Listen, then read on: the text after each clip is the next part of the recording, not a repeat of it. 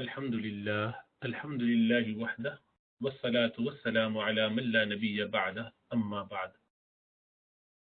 With regards to the chapter of Salah from the book Nur-ul-Idaah, to talk about the optional prayers. One needs to understand that there are certain prayers that Rasulullah ﷺ performed in his lifetime. Some before fard prayer, some after them. And due to the fact that he has performed some very regularly without failing any day, and certain he missed on certain days, and there are certain others that he would perform infrequently as and when. So scholars, the fuqaha, it is their role to identify the emphasis on certain prayers, and that is why from among the big group of optional prayers, they would categorize them into different classes. The term is used nafl. Nafl, it means increase, and in Islamic law, it means something which is not obligatory, something which is not essential.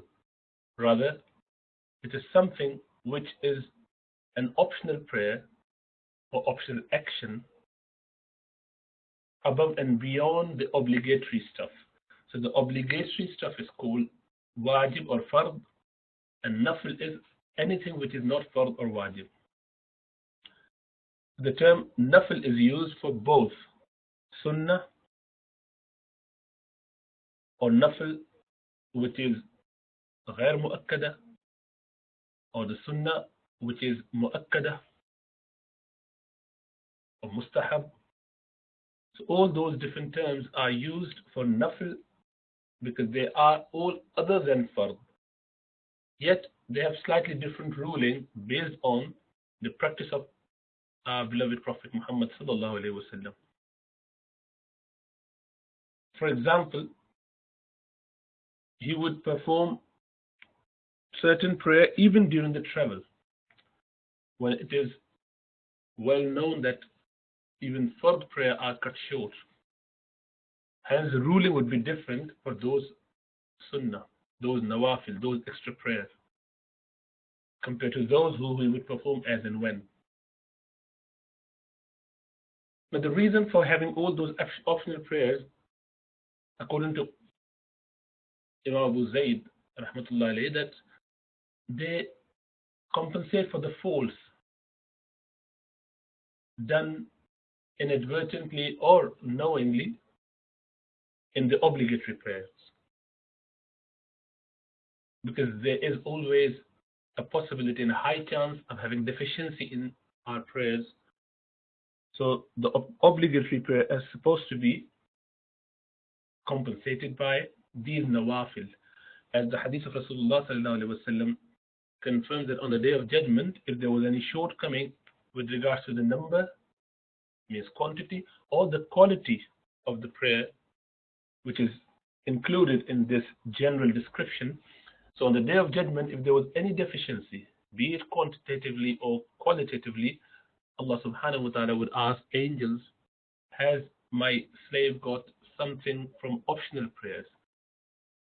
And the angels would say, yes, he has done some optional prayers as well. Allah subhanahu wa ta'ala would ask to compensate or to make up for the loss by those optional prayers. Hence, it is extremely important to perform these extra nawafil, extra prayers as well. Now, some people become very pedantic about why do we have to do anything which is not obligatory.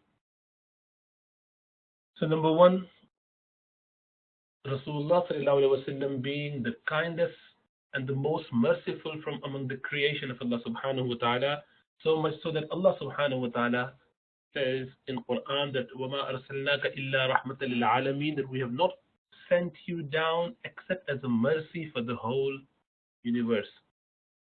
So everyone benefits from his mercy, sallallahu alayhi wa sallam. Allah subhanahu wa ta'ala has made him the epitome of the mercy and kindness to the humanity, to even every creation, including other than human beings. And Rasulullah sallallahu alaihi wasallam will actually go out of his way to make sure that people are not burdened by anything. And yet, when he emphasizes on certain things, when he is asking us to do certain actions, certain nawafil, certain extra prayers, then there is definitely a lot of blessings and benefits to be had through that. It is like a father tells his son that, my son, please do this. I would rather that you wake up at this point and come to the shop and do this. And there is a lot of blessing and benefit through that. Even if the son doesn't feel comfortable with that, he doesn't want to wake up early, the child doesn't want to go to school, even then there's a benefit in that training. So when Rasulullah sallallahu alaihi wasallam asks us to perform those extra action, or his blessed way is to do those when he's already been forgiven, when he's already been given the highest ever place. Yet Allah subhanahu wa ta'ala mentions that لَقَدْ كَانَ لَكُمْ فِي رَسُولِ اللَّهِ أُسْوَةٌ حَسَنَةٌ. Indeed, in the life of Rasulullah sallallahu alaihi wasallam is a beautiful way for the believers to follow. So we should be following his way as much as possible. The scholars, the fuqaha, would take that and, based on the practice of Rasulullah sallallahu alaihi wasallam, give the emphasis to those extra prayers other than faraid. Now, there's another benefit that one can have with these extra prayers. In the beginning, when you come and join the prayer, while you were doing something else, a slave, a person, is engaged in his day-to-day activity and comes Dhuhr time, for example, he enters the masjid or he comes to the house and praying. His mind is occupied with something that he was doing. As he enters the masjid, or as he or she comes to the musalla, they start getting into this connection with Allah subhanahu wa ta'ala. In order to achieve the maximum benefit through concentration, it is highly recommended that one does some extra nawafil. So when you come into the masjid, you do your two tahiyatul masjid, for example, or you do your sunnah. You've done your sunnah, you are now in the state of connection with Allah subhanahu wa ta'ala, and you are not now connected with Allah subhanahu wa ta'ala. Some of the thoughts are gone already. Now you are thinking about prayer. So when it comes to your actual fard prayer, and you say your takbir at-tahrima, whereby you put everything behind and get connected to Allah subhanahu wa ta'ala, there is a lot more concentration and attention into your prayer. And once you've completed the prayer, there will still remain some insinuation, thoughts, ideas, whispers from shaitan and nafs. To make up for those mistakes, you do your nawafil. And it goes with other action as well. If you look at fasting, you do just before Ramadan. Rasulullah sallallahu alaihi wasallam would fast in Sha'ban, just before Ramadan. After Ramadan, Sha'ban is the month that Rasulullah sallallahu alaihi wasallam would fast the most. So it's sunnah to fast in the month of Shawwal, in the month of Sha'ban, which is the first 15 days ideally. So then you get some rest and then go on to your Ramadan. Once Ramadan finishes, Rasulullah sallallahu alaihi wasallam would say, then whoever fasts in the month of Shawwal, 6 extra fasts, then as if he has fasted the whole year. So another encouragement. So you just make up for any mistakes there might have been in the fasting of Ramadan. Likewise, you perform your Hajj, you do some extra tawaf, your tawaf al-Umrah, before the main Hajj, which is Al-Hajj Arafah. That's Arafah Day and Tawaf al-Ziyarah. Those are the two integral parts of Hajj, essential parts of the Hajj. And yet, you do your extra bits before that, and once you've completed, you do your Tawaf al-Wida. That's another wajib. And then you do some nawafil here and there, nafil tawafs. And this is how you try to protect the core, which is the obligatory action. And now, obviously, if someone is in need, someone hasn't got time, someone is really busy traveling, then those excuses would be taken into consideration, and you do not have to perform your faraid, other than faraid, sorry. That's okay, then that's understandable. But not when you have time, when you are sitting there doing nothing, when you're doing something which is less important, something which is not obligatory, something which is not essential at that point. That's not being like lazy. Then you would try to connect to Allah subhanahu wa ta'ala through your nawafil. So nawafil would continue to make you come close to Allah subhanahu wa ta'ala.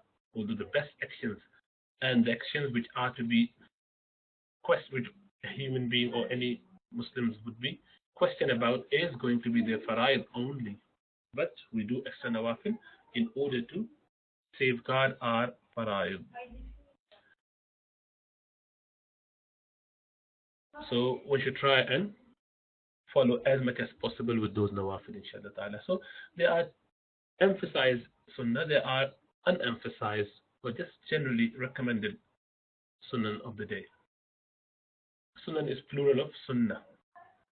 So the certain prayer that Rasulullah sallallahu alaihi wasallam would never miss, he highly recommended those. So those nawafil are called mu'akkadah, the one that has done ta'qeed on, the one that are emphasized. They are called sunan al-rawatib, means it's performed it regularly, perpetually. So leaving those without excuse is blameworthy. If there was some reason, that's a different matter, every so often. But leaving them regularly without an excuse will be sinful. And that person's witness is not considered accepted in the court of law, Islamic law.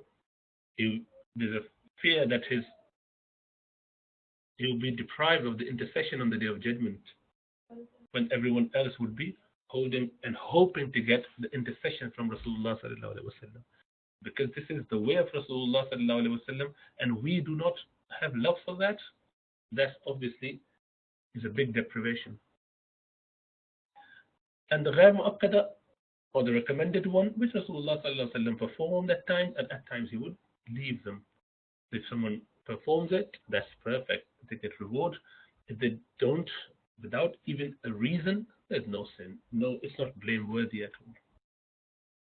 So what are the emphasized sunnah of the day or of Muslim life? 2 rakat before dawn prayer. And these are the most emphasized sunnah. These are the most important sunnah of the day.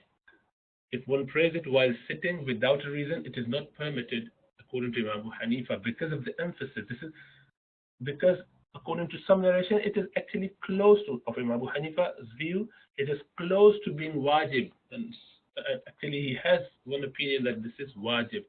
This is how much emphasis there is from Rasulullah sallallahu alaihi wasallam.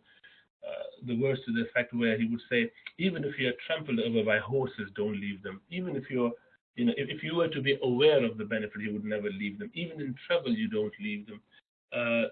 These are the most beloved sunan to me in the heaven and the earth. So there are many words of Rasulullah sallallahu alaihi wasallam which shows the emphasis of the sunan.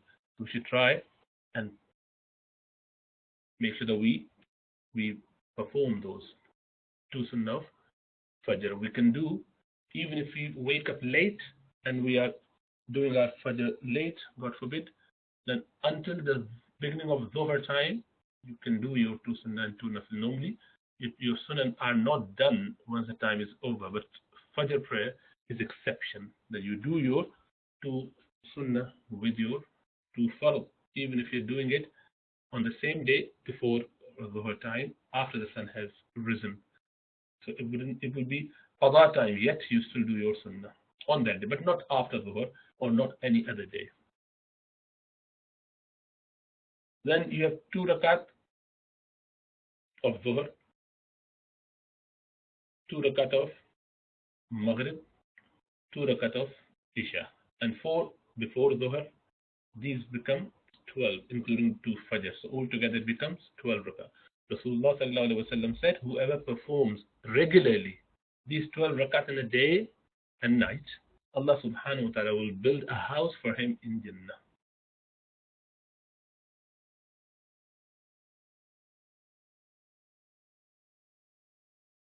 Four sunnah before Jummah and 4 sunnah after Jummah are also emphasized sunnah as well. Ibn Abbas narrated that Rasulullah sallallahu alaihi wasallam would perform 4 before Friday. And Abu Hurairah would say that Rasulullah sallallahu alaihi wasallam would say that after Jum'ah you should perform 4 rak'ah. So based on these two narrations, Hanafi scholar would take this to mean that we should perform 4 before Jum'ah and 4 after Jum'ah, and then 2 after Jum'ah as well. That's from another narration. So those are the emphasized sunnah for the whole day, including Jum'ah. So 12 in 24 hours, and on Jum'ah extra 6, which is 4 after, and 2 sunnah after that, which would be altogether 16 on Friday. Rest of the days it would be 12. The recommended sunnah or non-emphasized ones are 4 before Asr, 4 before and after Isha, according to the hadith of Abu Dawud, 6 after Maghrib, which is Salatul Awwabin. Rasulullah sallallahu alaihi wasallam said, he who prayed 6 rakat after Maghrib prayer would be made equivalent to the worship of 12 years. Hadith may have some weakness, but in recommended action, in nafli action, these reports are worthy of being acted upon.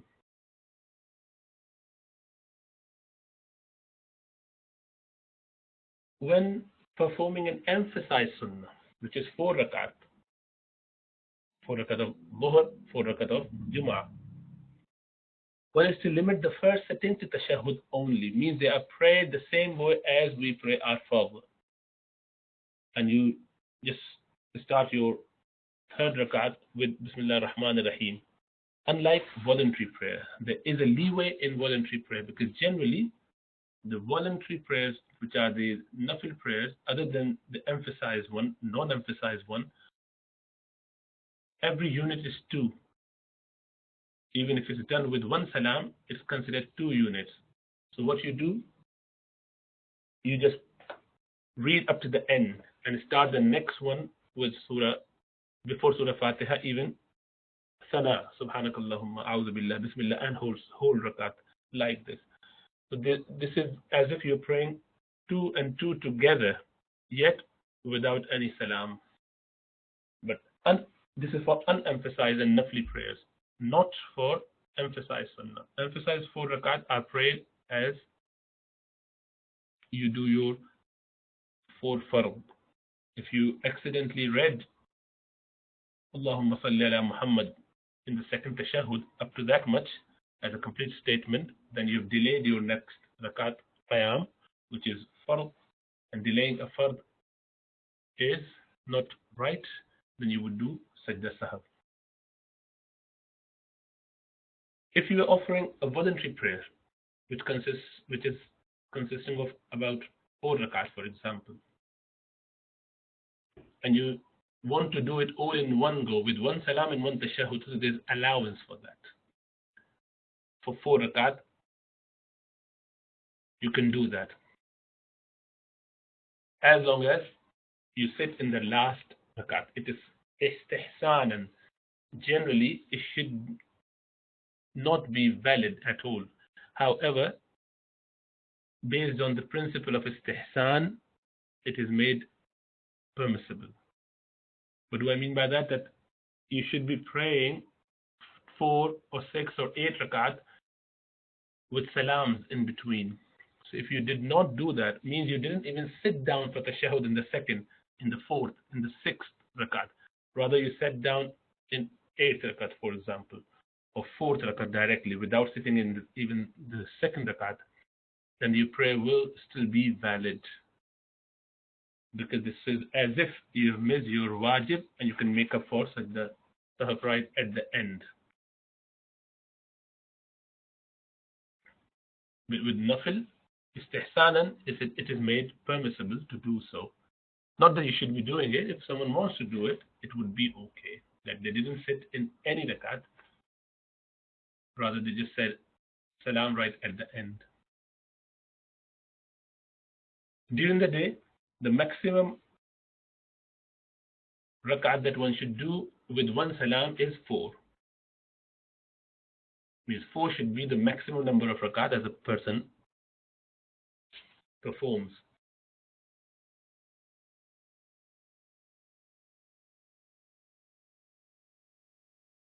Likewise, it is disliked to pray more than 8 rak'at of voluntary prayer in the night with one pair of salam.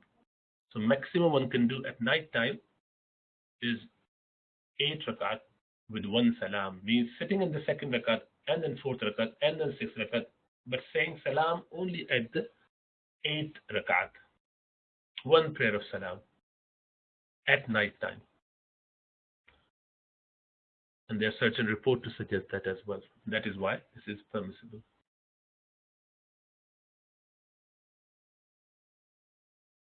According to Imam Hanifa, it is better to perform 4 rakat nafil, other than emphasized one. We're talking about non-emphasized one now. 4 in the day and 4 at night time.